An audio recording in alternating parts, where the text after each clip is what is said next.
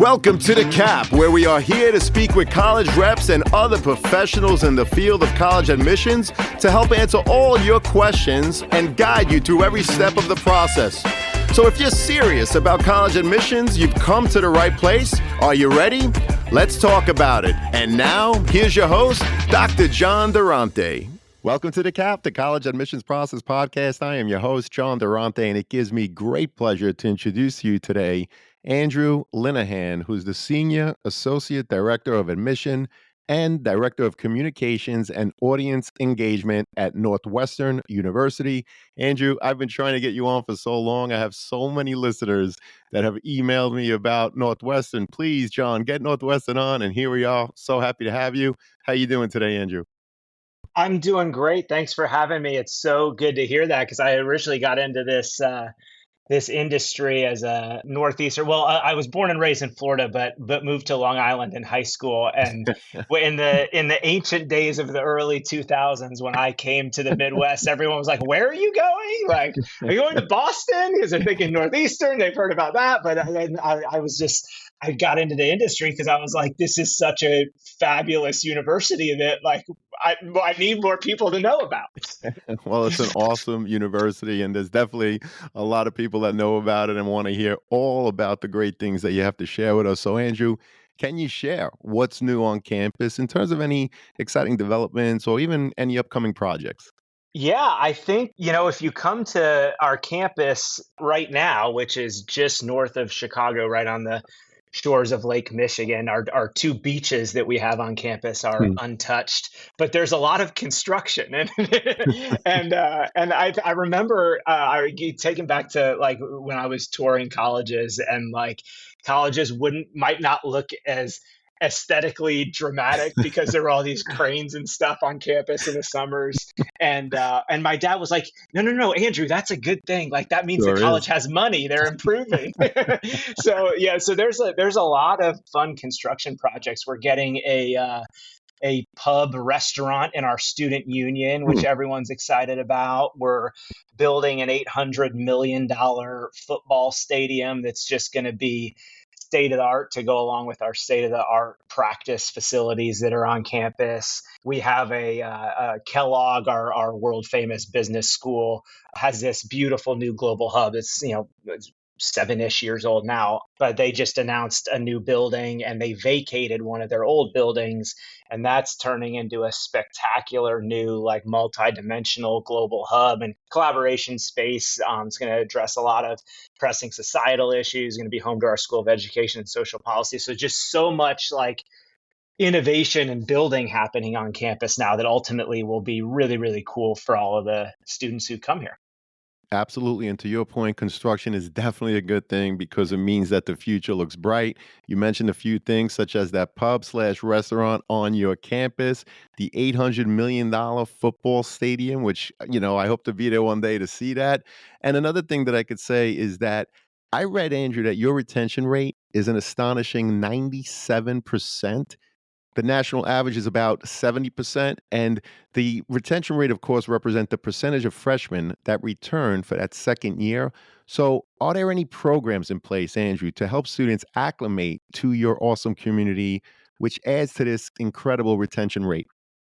Yeah, that's a really good question. I had never really thought about. I mean, I obviously knew we have, one of the best retention rates and graduation rates in the country, but I never really thought about it in terms of like what the university might be doing, right? Like obviously we get like a high caliber of student, but the question kind of makes me think and unpack of like all the tools that are in place. First and foremost, it's on the students that, the high school students that are doing their research and thinking about fit in a particular college at a much more nuanced level than students ever were before, right? So like credit to the students who've identified Northwestern as a really good fit for them before they even get admitted and commit to the process. It's a credit to our admission staff. Our staff kind of really emphasizes not just bringing the best students to Northwestern, but the best students for Northwestern. So similar to like what a student is thinking about in the process. Hopefully, they're not saying like, "Oh, I want Hmm. to go to a good school," and then looking up U.S. News and just applying to the top 20 schools. They're thinking about what school is best for them, not what is the best school. And we try to do that on our end too. So that comes to mind just in terms of like a compliment to a staff that's trying to identify a student that not only is talented and ambitious and intellectually curious, but also like would fit here and would like it here. And then I think it's a testament just to the community after so many people talk about, financial aid resources, for instance, in terms of like making a college experience doable and accessible for so many. I think it's really a credit to our advising and support systems. Not enough people talk about the resources that are in play at a college that a college commits to once a student gets to campus. And we have such good advising and support systems, starting with new student week. So we have almost a whole week dedicated to just new students come to campus before any other student comes, and they meet two different advisors. They have a peer advisor, they have a faculty advisor. It's an inclusive, collaborative community. Like there's the intangible support systems too of just like the identity a community takes. And that's what I remember as kind of with my own personal adjustment is, and ultimately we can unpack this later too, but like the value to me of not just a top tier academic institution, but the value of what an inclusivity and a collaborative spirit does for a community. And I think kids come here and for the most part, like feel very supported. Like you would want to transfer. Like what would make a student want to transfer? Well, one, they feel like lonely, or like they don't have people to lean on. They don't have these support systems.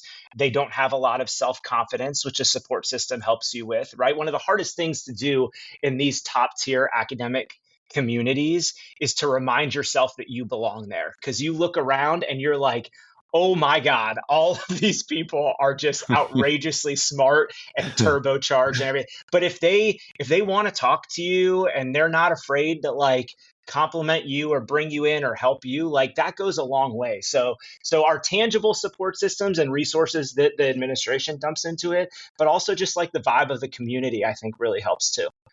Well, I love how you talk about the vibe of the community. You mentioned inclusivity and, of course, a collaborative spirit. Again, retention rate, 97%. You touched upon the graduation rate, which, by the way, is about 95%. I love how you talked about giving really accolades to the high school students who are mindful and take the time to recognize that Northwestern is, in fact, the right fit for them, but also the very talented admissions office that are very mindful at looking at all of those applications and finding the right fit in terms of the overall freshman class. Now, you touched upon a lot of things, Andrew, but I'm curious, what else can you share about your community in terms of academics and extracurricular offerings that make students feel, again, at home at that awesome community we call Northwestern?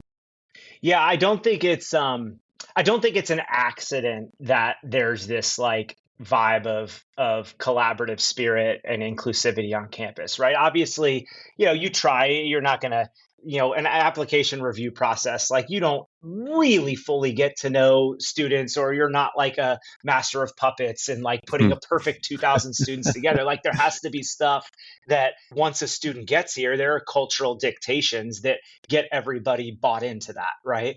I think from an academic standpoint, I mean, the layers of advising you get beyond even those two that you get initially, your peer advisor and your faculty advisor. Like, yes, you have to have the initiative to walk into a study abroad office or walk into the office of undergraduate research and say, like, I'm interested in pursuing this. But to immediately get an advisor when you go into these places, right? You go into career advancement, you get career advancement, and you get someone that can identify who you are, think about you as an individual, not a template, right? Not put a template on you is like how to do it.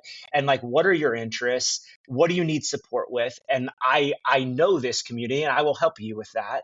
That certainly is a cultural dictation. But then you start getting into having a flexible curriculum, right? We're on the quarter system, which don't want to bore people with the different academic calendar, but we take 8 more classes than you would on a traditional semester system. And what that affords Northwestern the luxury of doing is saying, okay, well, listen, we're going to keep you intensive within your major, but we're going to give you a big bank of electives. And every single student, regardless of major, even in our conservatory level music school, they get a big bank of electives. And so they can use, so if every student has, upwards of a third of their curriculum where they can explore, one thing that makes us a little bit different in our peer set is that we have 6 undergraduate schools, right? We're not just a liberal arts college. We're a, bigger, kind of university under, and under the university umbrella, there are these 6 schools or colleges.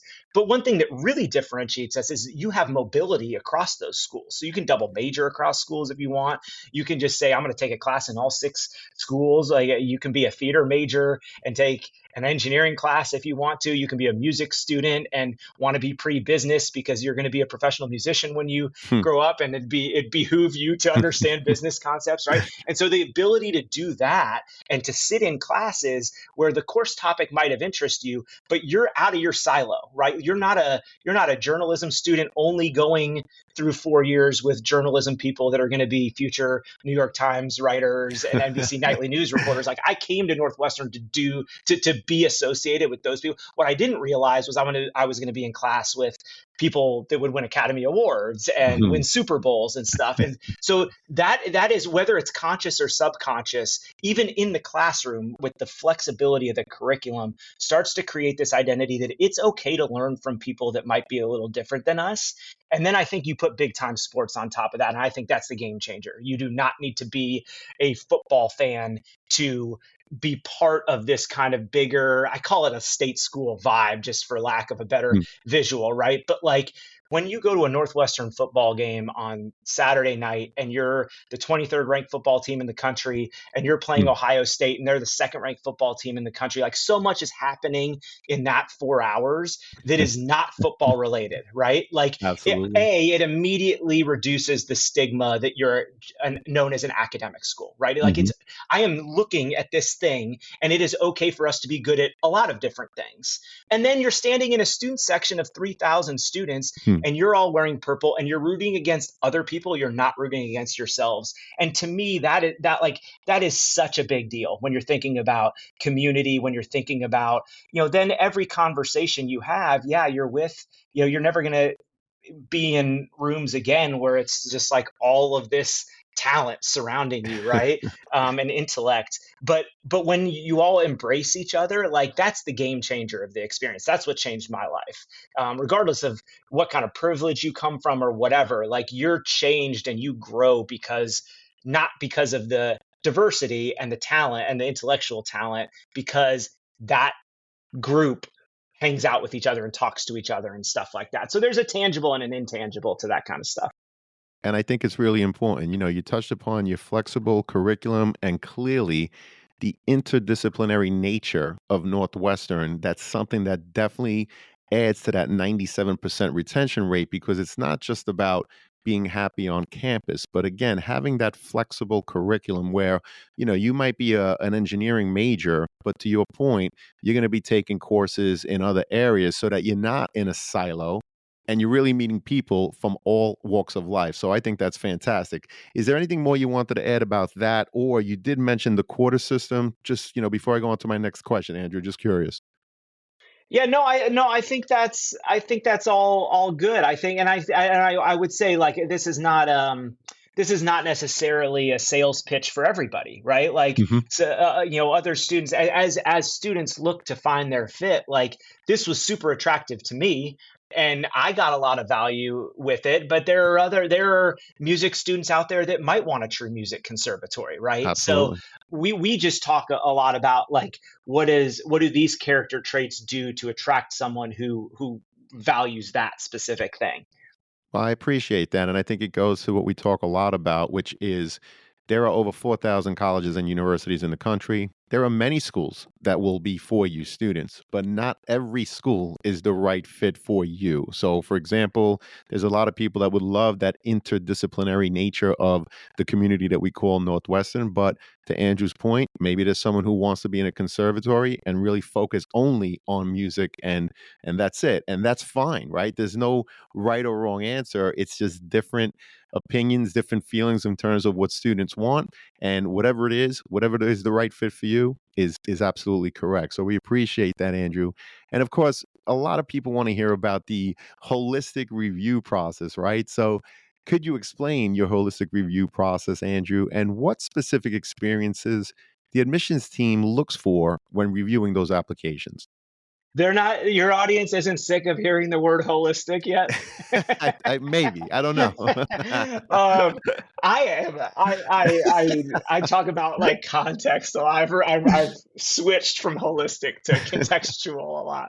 Um, yeah, so a holistic review doesn't necessarily apply to what we're looking for per se, because we're looking for like a lot of different things, a lot of different people in a lot of different parts of our community, right? To fill a lot of different parts of our community. We're building a community of so many types of people from different backgrounds with different perspectives that can come together and interact in a lot of different ways, but also fulfill strengths of our community, right? Like, and our community is different, and our community makeup is different than school X, school Y, school Z, right? So, we have different world-class academic programs.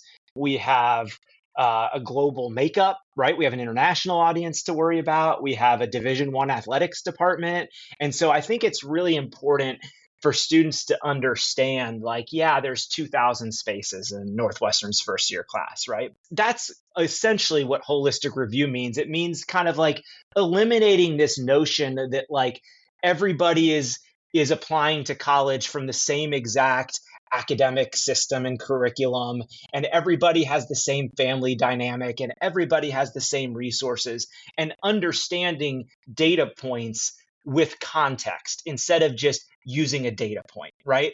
There are some people that would love colleges to be a meritocracy, right? If I get a 1500 on my SAT, that is unequivocally better than the other person that has a 1480.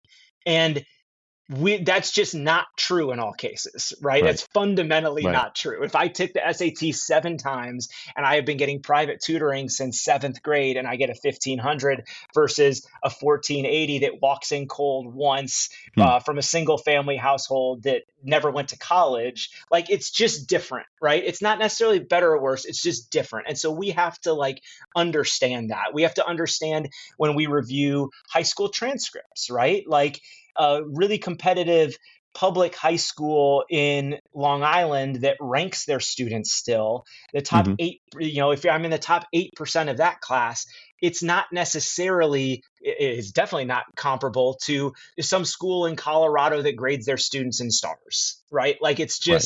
they're different environments. And even within the same high school, there are different environments. Like the students come from Right. different places and have different environments, right? If I have a blank activities chart, if I see a blank activities chart on the Common App, and then I learn that, the student takes 3 buses to school to get Right. to a better school district, that blank activities chart just looks differently than the kid that just goes home and sits on their couch and plays video games, right? It's Absolutely. just it's so it's holistic review to me is really just about context, right? Is understanding this specific application in the context of their surroundings, their environment, opportunities they've been given, challenges they've been given, all of that. And then figuring out, is this person, based on all of that, capable of coming to our campus, succeeding and flourishing? Andrew, you touched upon so many things. First of all, when speaking to so many students and their parents, many people will ask a question like, what is the profile of the student that Northwestern is looking for? And what I would say, and you just confirmed it, is that students, if you look like every other applicant that applies to Northwestern, I think you're actually lowering your chances of being admitted. You have to be true to who you are.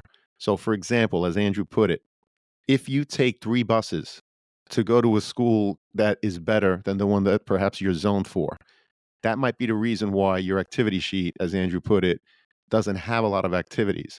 But you have to be mindful of making sure that in the application that is there. Otherwise, if it's not there for them to understand, you're leaving it to the admissions people to speculate.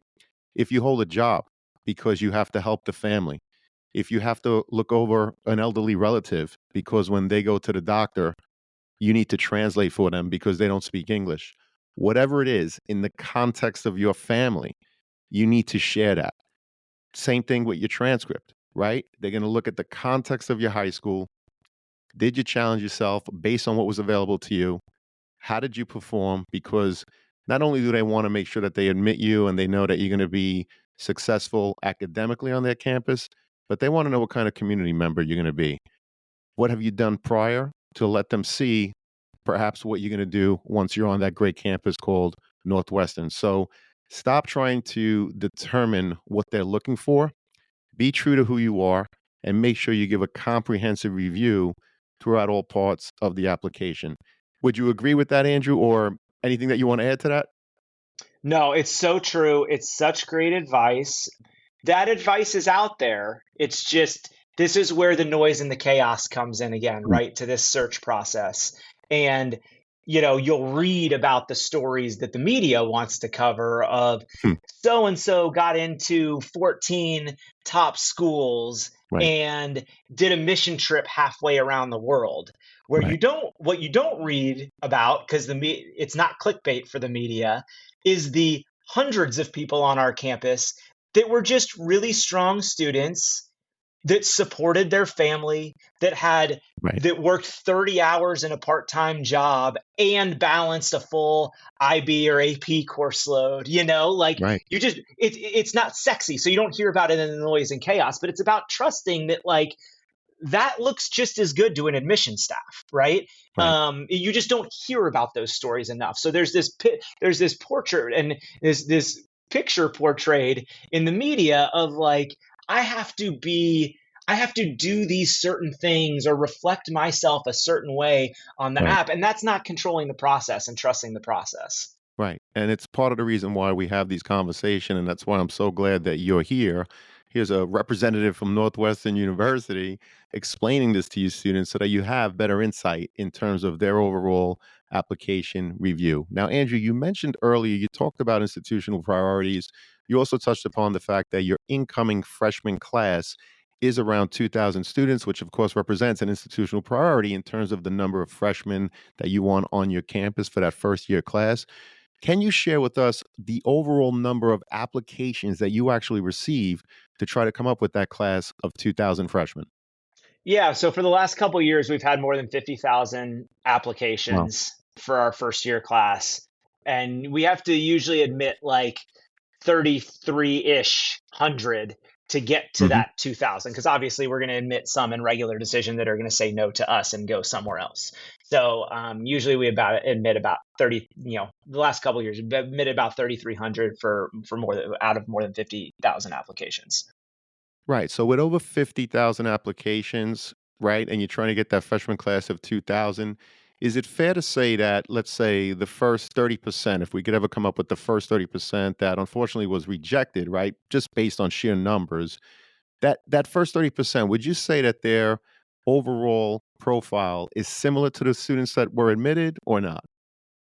Yes, fair to Right. say. Anyone looking behind the curtain to these highly selective applicant pools, highly selective colleges and their applicant pools, I think would be it surprised me. I guess I don't want to speak for anybody else, but it certainly surprised me. Like you would think, oh, these colleges can easily just like get rid of 65% of these students. But it's a very self-selecting bunch. Like Right. for the most part, people that apply to Northwestern like understand the community and the level at which they need to be in their in their high schools and in their environments to like be competitive in our pool. So you'd be surprised at how high the percentages of like super competitive apps. We had almost 10,000 high schools in our first year in our applicant pool this year, right? And so like Amazing. even let's say you had a valedictorian apply from all those high schools. We only admitted valedictorians, which is not true, Right. fundamentally not true. Right. we only have space for 20% of those Right. valedictorians, right? Like it's a different world, and that's not to freak anybody out. That's just to kind of set a reality. So when you get to the end of the process, you don't let a deny decision invalidate you in any way, right? Like Right. this is doing what you can to be competitive. Hopefully you're the type of person that this college views in their community, but it's essentially a lottery ticket, right? Right. And furthermore, I think it's important to understand what we were talking about earlier of like what kinds of things in these colleges that you're gravitating to, right? Like I gravitated to top tier academic environment, but also 4 years of college. Like I wanted the sports scene, I wanted the school spirit, I wanted that like collaborative kind of school spirit vibe. There's more than one school for that, right? So Right. it's identifying schools not based on their brand name, but based on what you like about that community, and then identifying 8 other schools that also have those character traits, which sometimes we don't do a good enough job of in the search process. Yeah, and we appreciate that. So you said you get over 50,000 applications to fill a freshman class, an incoming class of approximately 2,000. You admit somewhere around 3,300 to come up with that yield. And it goes back again to what you were saying earlier in terms of the controllables and the uncontrollables, because as you put it, the first 30% of the students that are rejected, their profiles are very similar than those 2,000 kids that ultimately are going to make up your freshman class. So it's a lesson to students to understand the numbers, to understand that there are institutional priorities, but also to understand the importance of coming up with that balanced list. Let's say it's 8 or 9 schools, right? You want your reach, your target, your likely schools, because if you're applying to a school that their admission rate is less than 15%, let's say, that school is a reach for any student. You could have a really solid SAT score, ACT score, a perfect GPA. You could be the president of the class, the captain of the soccer team.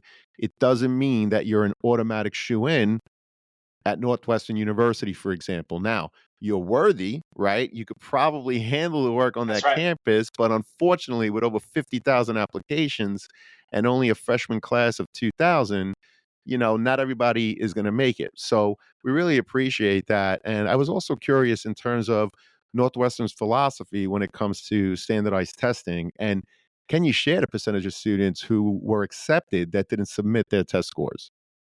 Yeah, I'll share the percentages that's in our entering first year class. So the ones that were Sure. admitted and decided to come to Northwestern Sure. on campus this fall, about a third of them were test optional. Great. So that's a number that sometimes would surprise some people, at least based on what I hear out there, right? Like it's not 5% are test optional, right? Like Right. it's a healthy percentage that are walking around our campus that are great students, right? And Right. and for whatever reason they didn't submit a test score, and they let their transcript do the talking, and we can figure out if you're a good student from your transcript and from your recommendations, Absolutely. and they're doing great here. Fantastic. So it's about a third that would test optional, and that's for the current freshman class. I was just curious in terms of your philosophy. Are you test flexible, meaning that if a student decided to submit, for example, their AP scores, right, if they're available during the application process, is that something that you look at as part of your review? Yes, absolutely. So that test optional can be for that can be for across the board, not just SAT 1 and ACT. If you want to submit your AP scores and subject scores, but not your SAT 1, that's fine. If you don't want to submit your SAT 1 and you want to, and not your APs, but you have a subject test and you want to prove that you're really strong in science, go for it. Awesome. Thank you so much. And of course, we touched upon it a little bit earlier in terms of that academic portion. And obviously, the transcript is a key component of it. Can you share, Andrew, how do you look at the transcript holistically, right? There's that word again, as opposed to just looking at a GPA. And do you recalculate the GPA as part of your review, or do you use the one indicated on the student's transcript? Yeah, we lean on the high school for this. But yeah, this is as with the rest of the application, we're considering the transcript in full context of both the school because every school is different, school to school environment is different, but then also of the individual student and their circumstances within said school, right? So a student that, for example, a student that does 2 years at one high school comes into another high school, they can't be in the accelerated track. Like their weighted GPA might be a little different, right? Or the school Right. didn't weight their ninth and 10th and did for their own students that completed 4 years at that institute. So that all of that is context that Hmm. we're included. And for that reason, like we just don't believe in recalculating GPAs, right?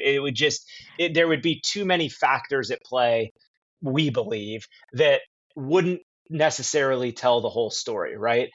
Even if you recalculated GPA in a contextual review, you'd have to include context in that new recalculation, right? Right. Right. We just isolate that transcript and that student in their particular academic world.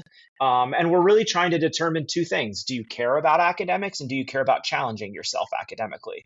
But that's different school to school, and that's different student to student within a school. I mean, sometimes it's different teacher to teacher, right? Like you get the one really mean English teacher in Atlanta that like it's his thing that he doesn't want to give out A's, and he hasn't Right. given out an A in 10 years. Right. We need to know that a B in that class is real good. Right. The B in that class is an A, let's be honest, right? So yeah, it's that granular, right? Like we look at Right. grade distributions, we look at all of that just to determine, not necessarily to kind of get you to some kind of like algorithm that we're going to use to deem you academically worthy or not, but just to kind of get a sense of like, is this student doing well in this Hmm. given environment? And are they seeking some level of rigor beyond just like a standard trajectory at that school? That's awesome. So you talk about isolating the student and looking at the context of their high school, which I totally understand. Just curious, does it come into play where students from the same high school that are applying are being compared, and or do you also look at students that have graduated from there and attended Northwestern to help you in terms of that overall review?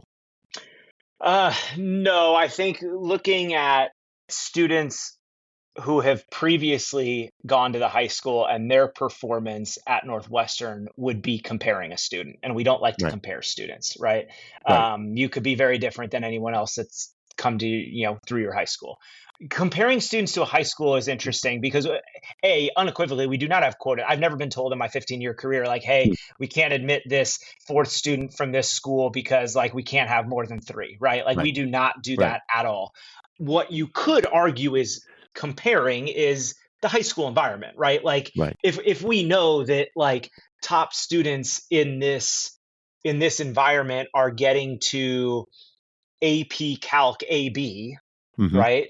And someone peels off of math at Algebra 2 Right. and doesn't take math junior and senior year, like we kind of have a sense based on relativity, unless there's context behind that, Right. right? We kind of have a sense relatively of like what that means. But we would never say this student and this student in a room together, like who's better. This student is automatically better because they have class A and B and C, right? And so Hmm. like, yes, is there some kind of relativity at play because we are identifying what it means in that environment to be doing well and challenging yourself? Absolutely. But not from an individual student to individual student standpoint, if that makes sense. It totally does. And I appreciate you giving us that context because a lot of parents in particular ask me that question. So I appreciate that so much. I get John. A really funny story, real quick, Sure. because I know we probably got a lot more questions to get through. But like I got a call a couple years ago from, and this happens from time to time, right? Like Sure. parents get so worked up about like what high school to send their child to Mm. if if they want to go to school X, which first of all, I'm like, well, does your child want to go to school X, or do you want them to go to school X? And I got a call from a mom, okay, like maybe this is like a year and a half ago, and it took me like 10 minutes because she was saying like, what, like I'm really worried, like what are you like what are you looking at, like what would this school be better? And but she didn't mention any of the schools, and it took me like 10 minutes to get to. She was her child was 4 years old. She was thinking Oh about my. kindergarten for her school. Wow. And I go, oh, ma'am, you can send them to Wow. whatever kindergarten you want.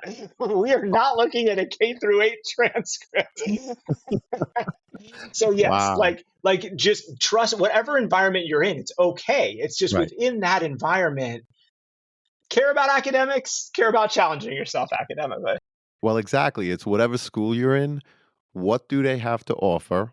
What did you choose to take? And how did you perform? I think it's really that simple. Would you agree, Andrew? Yes, 100%. Fantastic. And so, digging deeper in the overall process, have you seen any recent trends in students' personal statements and essays that stand out to you? And perhaps could you share some tips for writing that strong personal statement? Yeah, so when I give essay writing workshops, I always talk about, and this isn't a personal opinion, this is probably different admission officer to admission officer, but in my workshops, I talk about separating and not conflating topic and thesis. Hmm. So, topic is like a direct response to a prompt, right? But thesis to me should always be about the student. Because when you're executing your thesis, then you're executing it in a way where you're talking about and you're introspecting, you're talking about yourself, right? I think too often, and this is again the noise and chaos coming into play, right? Like a student or a family will read an essay prompt and then try to predict what the college would want to read out of that prompt, right? And that's not necessarily doing it the right way because we're reading these things not to see how well you write or not to see what you write about. We're reading these things to learn more about you, right? So we talked about this context. This is the spot where you're going to be different than every single other applicant in that applicant pool as long as you talk about yourself. So we'll share like a couple of examples, right? Like you can practice this exercise with any prompt you want, right? A lot of colleges ask, why do you want to go to our college now, essentially, right? Right. And we'll have a lot of students that'll write really good, like, why do you want to go to Northwestern essays? But they'll Hmm. just kind of talk about Northwestern the whole time. So we're not getting to know them. And they're listing a bunch of details, even as detailed as they are, right? They're listing a bunch of details that is available to all 52,000 of our applicants, stating the topic and then executing the topic without the thesis being about you, right? Like, what do Right. you, and we try to tailor some questions now to like evoke that vibe and aura of the essay a little more, right? Like we want you kind of picturing, not only identifying that this is a fit for you, but explaining to us like about you and why this is a fit to you. And you can do this for simple things too, right? Like if you're writing about my mom is my heroine, we're going to spell Hmm. heroin the right way, first order of business, right? But like that's not necessarily what we're reading, not, and we're not reading to learn about mom. We're Right. reading to learn about you. Right. We're not admitting mom, nor do we want her here for 4 years on our campus, hopefully, right? Like we want to know, like, so mom is the topic, but the thesis is this is why I am who I am today because of mom, right? Or something Right. like that. So as you're executing that, the answer to that prompt, you're telling us a little bit about you, and humanizing yourself in a way that the transcript and the activities chart can't do, right? Right. Like admission officers are looking at thousands of these transcripts and activities charts lined up back to back to back to back over the course of 3 months or whatever, right? What you need to do is humanize your application and really kind of teach us and let us learn as efficiently as possible, like who you are, where do you come from, what are your interests, why are they your interests, things like that, right? And so that's what, like, I think thinking about the, I would say the same thing for the college search process too, right? Like, don't do it in the way that tradition tells you to do it, which Right. is what are the good schools? Now I'll try to find one that I like, right? It's like, what do I like? Like, use this as a time to reflect on yourself before you even start reading essay prompts. So you know Right. going in what you want to write about, and that's your thesis. And then your topic is just an example, essentially, or an illustration of what you wanted to write about. Well, play that back again and again because talking about separating the topic and the thesis, that was a mini masterclass there, Andrew. So I really appreciate it. And I love the many examples, one of which is if you're going to write about your mom, right? That's the example that you gave. don't write about your mom as if mom is the person who's applying to college. You may mention your mom, and we say this all the time. Perhaps 10% of your personal statement could be, an introduction to mom, but 90% of it has to be about you because they are trying to read about you and to learn something new that frankly, is different than whatever's on your transcript, different than whatever's on your activity sheet. And I love how you mentioned, for example, a supplemental essay which may ask, why Northwestern? And so, what many students do is they regurgitate facts and great things about Northwestern. It's almost like they're just writing or rewriting your pamphlet, if you will, right? You know how awesome your school is. You know your data. You know the schools, the colleges that you have. They don't have to repeat that.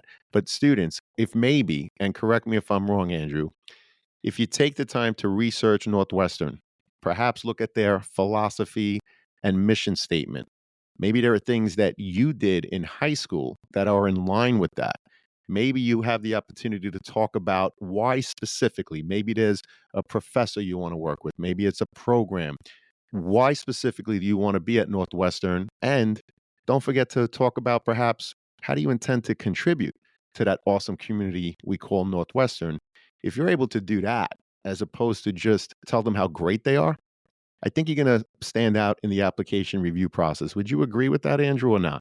That's right. And that's why an effective application is a result of an effective college search, right? Hmm. Like if you've done the college search well and you've taken brand names off of it and you've identified places that really fit you, filling out that application in a quality way is easy. You've already Hmm. done all the work, right? That's a It's great when point. you haven't done that work Right. and you're applying to the US News and World Report top 20 and you don't know, like you have not connected with these places in any significant or Right. valuable way personally to you, that you start struggling to figure out things to write about, right? So Such the a great college point. search comes before the application. Such a great point. And truly, this has been a master class. This is awesome, Andrew. Thank you so much. And another piece, of course, that the students don't necessarily have control over are those letters of recommendation. So, Andrew, what makes a letter of recommendation truly impactful? And have there been any notable examples recently that made a difference in an applicant's overall application? Yeah, I mean, these are talked a lot about in like on reader review forms and in committees, and not for the reasons people might necessarily think, right? Like not for the everyone talks about how great their student is, right? Like we're not reading to see like how great the student is. We're reading these things to either add color to something we've already seen in the application or add a new part of this student's story that we didn't realize existed because the student might have forgotten to talk about it or might not have wanted to talk about it, right? I'll give you an example of each. Like adding color, right? Like an ineffective or an unhelpful, I should say. It's not a bad thing. It doesn't detract from the application. It's just unhelpful to us. Is when a teacher or even a counselor says something like, they're doing really well in AP bio because the transcript's on the next page, Right. right? Like I can see that they're doing really well in AP bio, and some counselors are actually very good about it. A lot of them are upfront and say, "Listen, I have a caseload of 400 students. I don't really know this person that well, Wow. right?" Hmm. And so all they can do is kind of like maybe the student gave them like a resume or a few things that they do, and they list it out, and I'm like, "Yeah, but I see that on the activities chart, right?" Right. Um, What's really helpful is when a teacher says something like, you know what, like he or she is like really good in my AP bio class, and either the material comes easy to them or they work really hard and they get a good grade. But they're the first person I see that when they see someone struggling, they go Hmm. help them out, Right. right? And Awesome. like a student can't fake that. Like you gotta actually do that. You gotta actually be that person. But that's the type of person that a college wants on their campus, right? Right. Like that's the inclusivity and collaborative spirit that we talk about at Northwestern. Is like when I see that, I want that kid. Because when the cameras are off and no one's watching, they're intrinsically motivated to support their friend and not rip a page out of their textbook so they get a better grade than their classmate, right? So like that's the kind of stuff that like that's adding color. That's saying, okay, A and AP bio, but also like this is the type of student you're getting, right? Right. Like we know they're going to be fine. We've seen our retention rates, we've seen our graduation rates, right? We Right. know they're going to be fine grade wise if we admit them. What we don't know is what kind of player, what kind of character are you going to be in our community? And so that's usually what these recs help bring to life is this personality, the effective recs bring to life is this person. It's affirming something that we already might see on a transcript. And then adding, I'll get so many helpful things, just examples of like things that a student in their world, like they just don't think to talk about, right? Because in their world, it might not be as impressive. So they assume that an admission counselor might not want to see it. We go back to like the bus example, right? A Right. student might not talk about that they take 3 buses to school each morning and afternoon, and it's an hour and a half commute just so they can get to a better school. But a teacher or a counselor mentions that, and they have, like, that's a realistic example. Sure. Like, they mention that, and that changes how I view that activities chart, right? Like, Absolutely. it's a massive factor and component because they've chose to give me some personal information about this student, right? Had a really hard time sophomore year because a parent got diagnosed with cancer, Hmm. right? Like, that transcript sophomore year just looks a little different, right? When you're Right. looking at that transcript, and you can make you start piecing together a story with these recs, with these essays that you just don't have on a static transcript or a static activities chart, right? We get a lot of color with the recs from the pandemic, right? Like, Sure. hey, like this student was in a 1 bedroom apartment with 5 siblings. Like I can see Mm. that they have 5 siblings, but I'm not Googling this address to Right. see like on every, like I don't Right. have time for that, right? Right. But to like paint a picture of like what they were going through while they were academically achieving, like that's a big deal. A student that is on the soccer team, right? And like in their world, they might not think to highlight soccer as an activity because they don't play that much, right? So Mm. in their world, they're not a good soccer player. So they don't want to tell an admission officer about that. But sophomore year, they held a fundraiser to raise money for new uniforms because they Hmm. thought their uniforms were hideous. Like Hmm. that's crucial information to show us that you invest yourself in what you do, right? Whatever it is, Right. you're like care about it, you're passionate about it. So when you get to this college campus, you're investing yourself, right? You're Right. beyond, we need the students that are not going to be in the library 7 days a week, right? That is our value proposition at Northwestern is smart students who want to enjoy and have fun at college and hang out with each other and socialize and be, have as much value, educational value in their extracurriculars as they do in the classroom. And so we need to identify that you're that type of person. So like that's where the recs and essays really start coming into play. They kind of add that color for us. Well, those are great insights and great lessons for school counselors and even teachers. The teacher letter needs to add a new part of a student's overall story. Otherwise, it's really not helpful, right? As you said earlier, if you're saying that the student is really strong in a subject, and the next page you're seeing the transcript that indicates that the student is really strong in that subject, it's not adding anything new. But is helpful, and I quote, you said it, is if a teacher writes, they are the first person that I see help someone in the class that is in need, right? That is something that's not easily found on the activity sheet or the transcript. So be mindful, teachers, school counselors, anyone who's writing a letter of recommendation, that you're really looking to not just repeat what's on the activity sheet, but really add value to the overall application. So given insights in terms of, maybe it's a student that you have to really think of your lesson planning because you know that they're going to ask amazing follow-up questions, and guess what, higher order follow-up questions to their follow-up questions. So when you lesson plan, you really have to be mindful because you know that that student Andrew, is definitely going to challenge you, right, in a good way. Or as Andrew gave that example, that's the first student that always helps someone in need. So those are great examples. And I was also curious in terms of what are the different ways a student can apply to Northwestern in terms of early decision, early action, and is there a benefit, Andrew, in applying one way over the other in terms of being admitted or even being considered for merit based scholarships? Yeah, so we have two decision deadlines. We have an early decision path. The deadline is November 1st, usually every year. And then we have a regular decision deadline, which most people are familiar with. And that's kind of the deadline that a lot of schools have in early January to submit your application to however many schools you want. I said early decision, not early action, right? So our only early program is a binding program.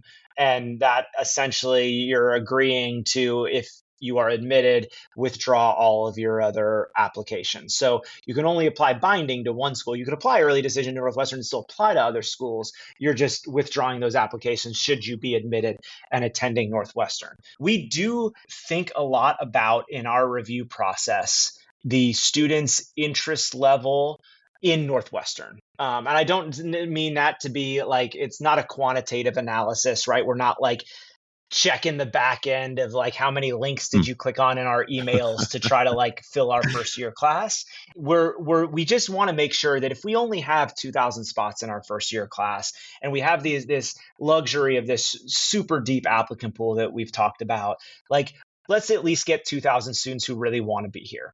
So we review, or we reserve about half of our 2,000 student first year class for early decision. Now, what that means is, given the current state of affairs, if there are 20,000 applicants to early decision, the admit rate's going down, right? We're Mm. not gonna just admit our whole class through early decision. It's about half, Right. right? Right. But as of right now, as of last year, a little more than 5,000 students applied early, right? So the review process is not any different. Our review process is the same. The strength of that early decision applicant pool is just as strong as our regular decision applicant pool. But what it does mean is proportionately, it's a little easier to get into Northwestern. I don't want people to hear easier and say like, oh, they'll bend their academic standards for early decision, right? Right. The review process is the same. It's just you have a proportionately better access to spots, right? So if you get to the point in your college search where you've kind of like defined these 8 to 10 colleges or whatever's kind of on your final college list, and Northwestern is unequivocally like number one, you can say 100% certainty, if I'm admitted to Northwestern, I'm coming to Northwestern.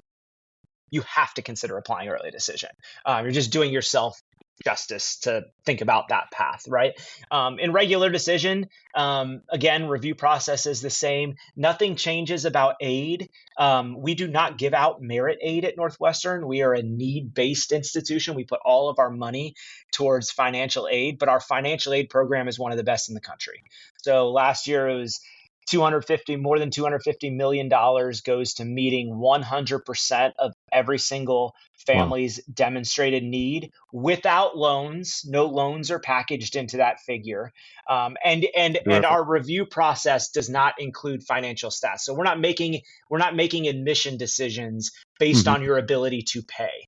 There are very few schools in America that can claim all three of those things, right? We meet 100% of need up to the total cost of attendance without loans. So sometimes you'll hear Wow. schools say like, oh, we meet 100% in need, or, oh, I have a free tuition scholarship. And it's like, okay, yes, great, awesome.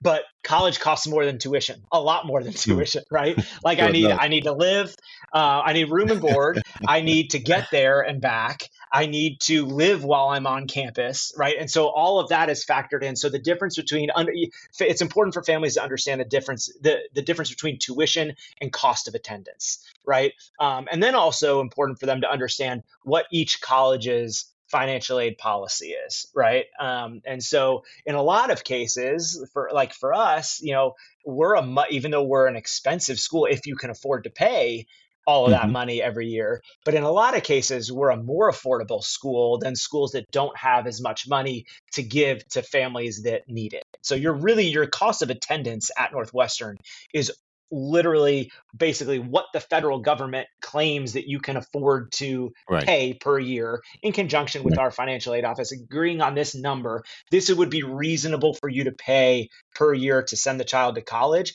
We'll give you in grant money that you do not need to pay back, anything on top of that. Yeah, and I know that, our listeners are very smart and they probably know this, but every college or university has to provide what's called their net price calculator. We'll probably just link it in the show notes, but also if you just search Northwestern University net price calculator and you actually populate the different sections of it, it'll give you a very accurate calculation of what you'll end up paying if, in fact, you're lucky enough to attend Northwestern University. So, Andrew, I know that the acceptance rate at Northwestern University is at approximately 7%. So, obviously, there are students that get deferred or perhaps they're waitlisted. If either happens and the student is obviously very much interested in attending, what are the actions that they should take to possibly help their chances to come off those lists? Yeah, so we don't rank our wait list, Hmm. nor do we rank our ED deferrals. So early decision, I guess we'll take it in two parts. Early decision, you'll get one of three decisions, right? You'll either get an admit decision, a deny decision, or a defer decision. Hmm. Defer means we're going to reevaluate you in the broader context of our regular decision pool, right? Right. We will re-review you knowing that you applied early decision, though, which Hmm. is certainly a component in that review process. We Good know to that know. you applied and you wanted initially you were willing to sign a contractual agreement with us that you would come to Northwestern if you were admitted. Um, with the regular decision wait list, so there's three decisions in regular decision also, except instead of the defer, it's admit, deny, and wait list. Usually when we try our best to make an admit or a deny decision and not string our applicants along. But there are some cases where, in an early decision process, you don't have senior year grades yet, right? Hmm. And maybe there was like a spike in rigor and you want to see like how that student handled that, right? And so we're just saying like, hey, we want to like just postpone this a couple of months and kind of get a little more context behind your senior year in. With a wait list, it's generally speaking like we really wanted you and we just do not have room, Right. right? Right. And if not enough people say yes to us, we want to be able to go to our wait list and Of course. offer you a spot. And we are just as thrilled when we offer a waitlist student a spot as when we offer a student a Of spot right out course. of the gate. But yeah, there's no ranking on a waitlist. We do ask students when we waitlist them to opt in. So they might have another school that they're going to and say like, thanks, but no thanks. We just want to know that to kind of trim down our wait list a little bit. But yeah, there's no real ranking. We just go. And again, that's kind of where the institutional priorities come in and the class shaping and all those things that enrollment managers think about that isn't necessarily at the forefront of even some admission officer minds, but also like families and students' minds. Well, we appreciate that, Andrew. And this entire conversation has truly been awesome. Unfortunately, we're getting close to the last question. But before I ask that, I must ask, are there any questions that I simply didn't ask or any topics that I didn't bring up that you'd like to share with us now, Andrew? That was so thorough. It was such a good conversation. I love talking about this stuff. Hmm. Again, like no one, no, just so your audience knows, no one goes to college to be a college admission officer.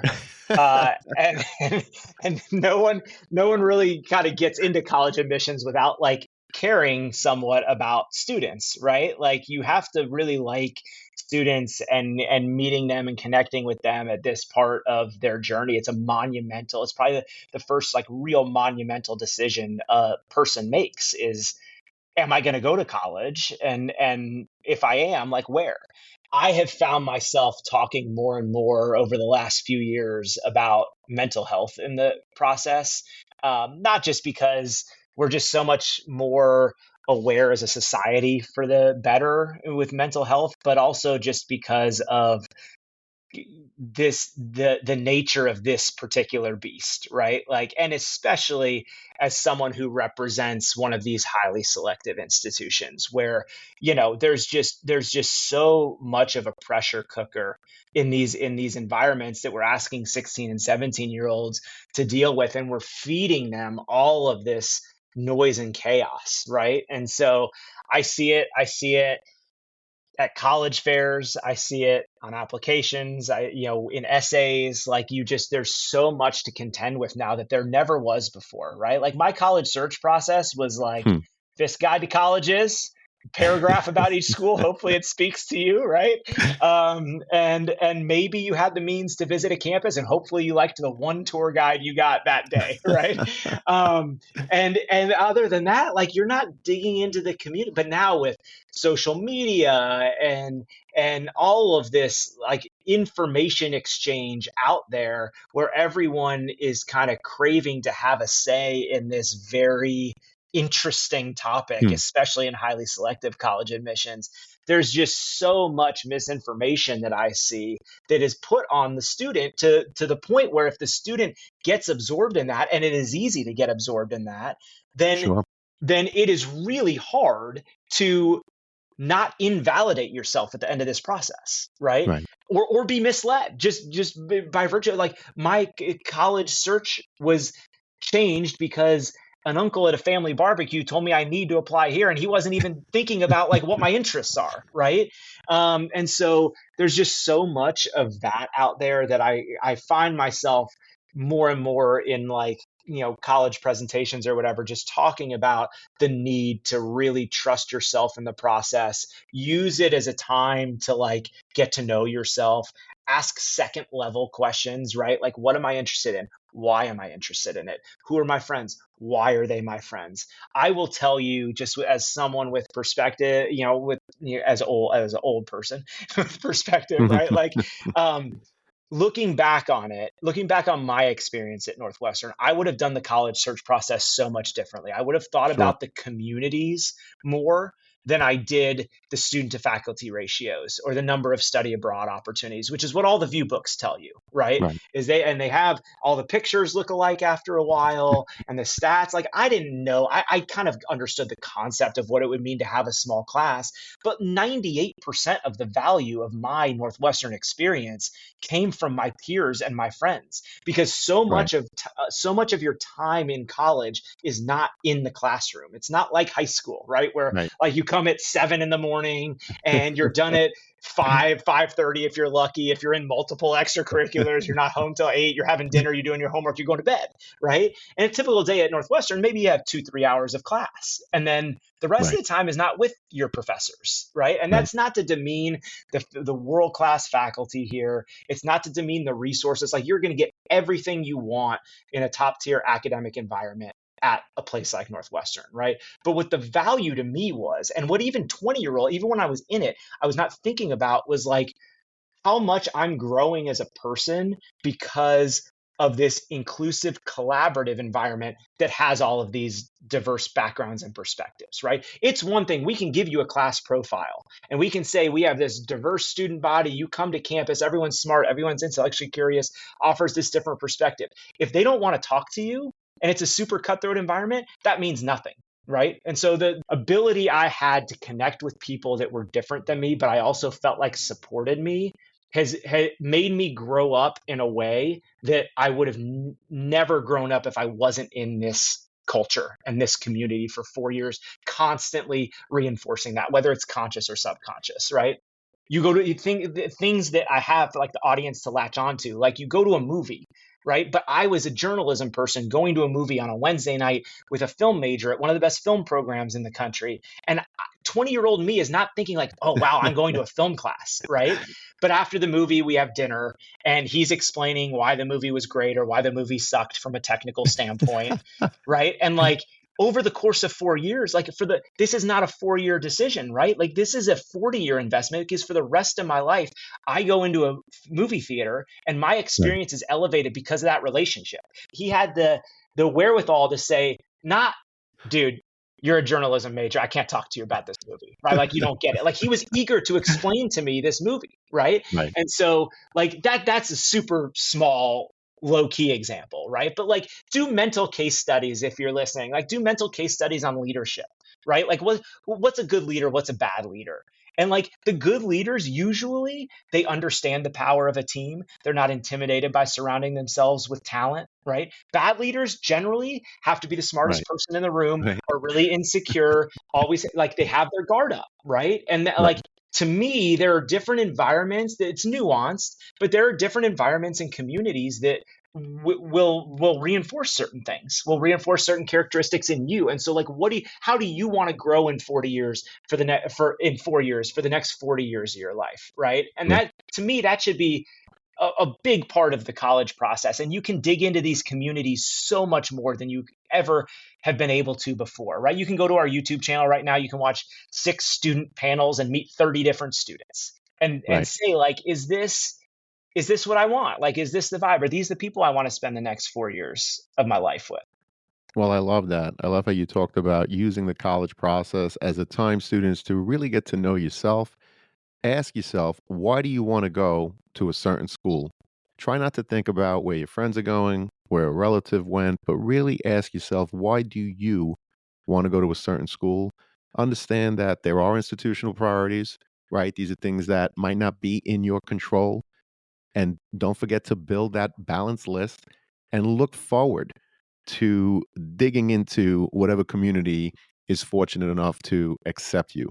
Those are great pieces of advice, Andrew. I really appreciate that. This conversation was awesome. Unfortunately, it does lead us to the last question, which is what are your top 3 pieces of advice that you would provide students and their parents getting ready for the college admissions process? Oh, only 3.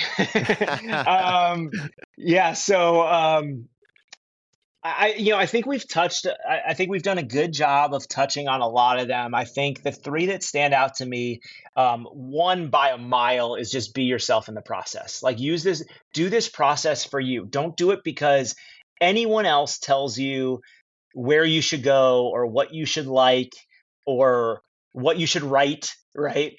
Hmm. Do this process for you. Use it as a way, like, leverage this opportunity to, like, think about yourself, learn about yourself. Even if it's not 24 hours a day, just informally, like Sunday evening, hey, I'm going to spend 30 minutes. I'm going to put on some music and I'm just going to, like, think about, like, the next level of, like, my life right now and, like, what I Hmm. respond to and how I want to grow or who I want. Like, oh, I don't like this. I don't like that my boyfriend or girlfriend did this. Well, why don't you like that? Right? Like, I don't like that my friend did this. Why? Or I love that my friend did this.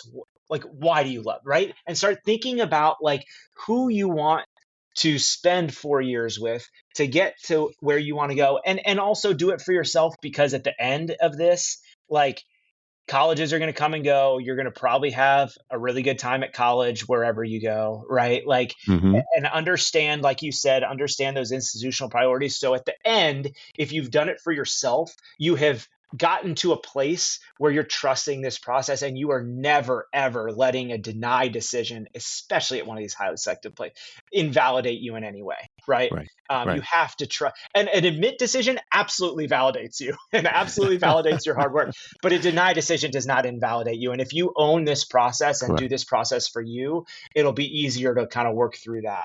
So that's number 1. Number 2 are critically think about the colleges that you're interested in. Watching a football game is really fun, but think Hmm. about the nuanced factors beyond, like, what that experience would do for you just beyond 4 years, right? Joining a fraternity and sorority is fun, but, like, think about, like, why you want to do that. And if this is going to be a prolonged thing that's going to, like, let you grow in college, or if this is just going to be a fleeting thing, right? The difference between 188 study abroad opportunities and 196, like, is not like 6-to-1 faculty ratio, 8-to-1 student faculty ratio. Like, yes, you can absolutely think about all those things, but just I strongly, you know, encourage people to think beyond that, right? Think beyond the view books, think beyond the websites.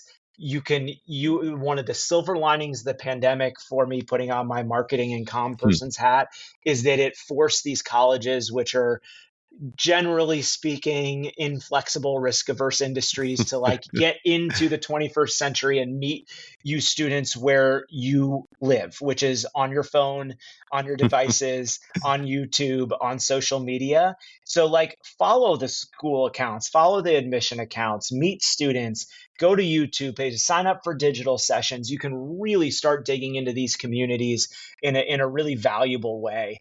So that would be number 2. And number 3, I guess, just trust the process, right? Like, number 2 is communities. Number 3 is dig into the communities. And Right. number 4 is just trust you're going to end up where you belong. and fundamentally trust that, and trust that early in the process. Don't try to get to that in March of your senior year, a week before decisions come out, right? Like understand that and be grounded in that the whole time, and you're going to be great. Absolutely. Be yourself throughout the process and trust that you're definitely going to end up where you belong. Andrew, this has been phenomenal. I can't thank you enough. And I'm looking forward to having you back eventually for a follow up episode. You were awesome. We really appreciate it. Let's do it. My pleasure. Great to talk with you, John. Our pleasure. And to everyone out there, thank you so much for listening and good luck to all with the college search. Take care, all, and best wishes. Thank you for joining us on this episode of the CAP, the College Admissions Process Podcast. We hope you enjoyed the show. If you did, please don't forget to tell a friend and follow us on Facebook, Instagram, Twitter, and wherever you listen to your podcasts. I am your host, John Durante, and I look forward to seeing you on the next episode of the CAP.